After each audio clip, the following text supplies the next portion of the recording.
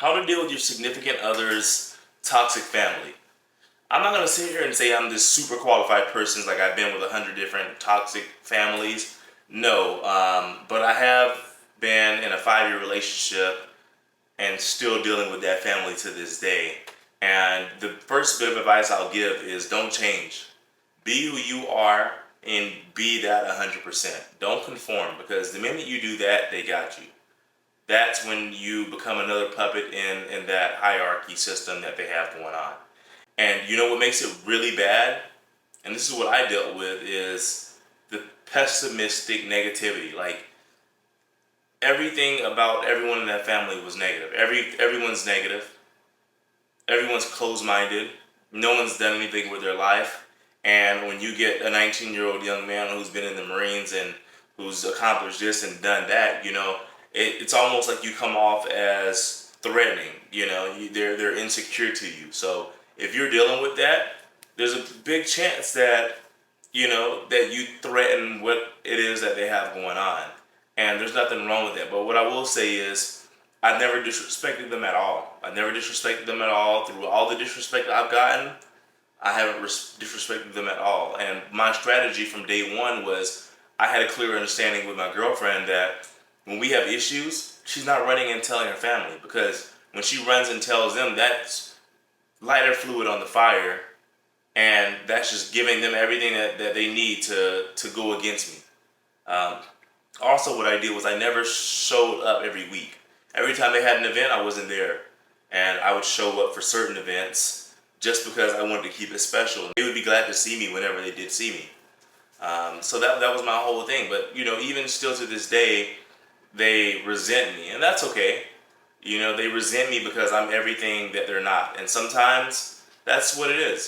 Sometimes you're just everything that they're not, and they feel threatened. They feel threatened, and they're worried that you might come in and swoop their baby boy or their baby girl up and run with them.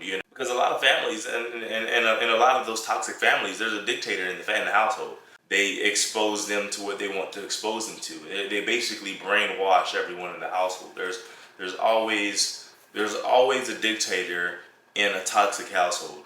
It's really important that you talk to your significant other and you expose them to what life's really about, and how this manipulation that they've been under their entire life isn't the right way. And you have to slowly do that, because the minute that you've been dating her for a month and you start trying to tell her this is wrong, that's wrong, she's gonna resent you, because you're this new force that comes in and you're telling her what's right and what's wrong. And I want you to know that it happens over time, organically. Organically, you guys will work through it. Organically, she'll see the world how it really is. She'll see her family for how they really are. And that's what happened with me and my girlfriend is, she started realizing that everyone in her life was negative, was pessimistic, was controlling and toxic. And, I didn't really have to do a whole lot of work. I brought it to her attention, and eventually she started seeing it.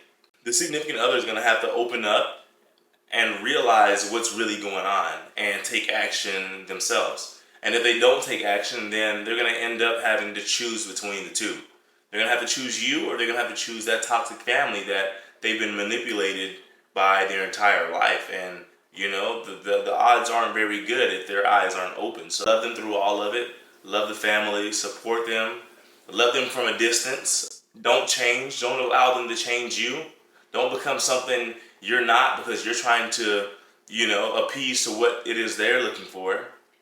Don't do it. Be you 100% and continue being that force. If y'all have any other questions about, being insecure, about dating, about, whatever it is, feel free to leave it in the comments, because, I've been through it, and I'm a high value man, and I've done my share of whatever. I've had my experiences, and I'm in a place in my life where I actually want to help, and I want to provide that guidance to others.